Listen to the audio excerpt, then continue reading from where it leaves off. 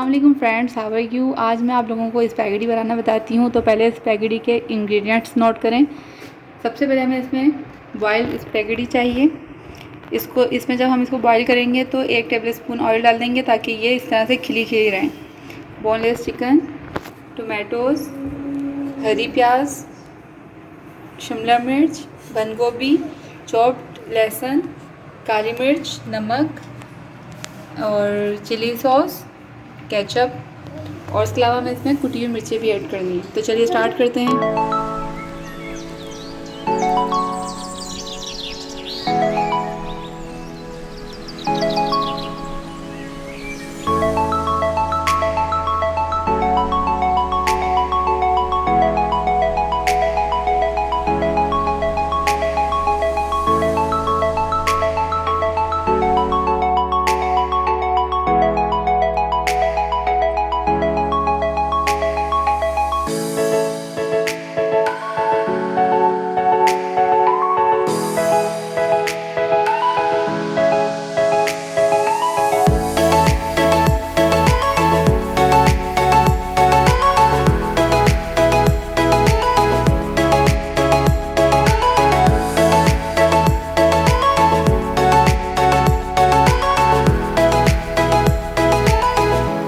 Look friends, spaghetti हमारी ready है।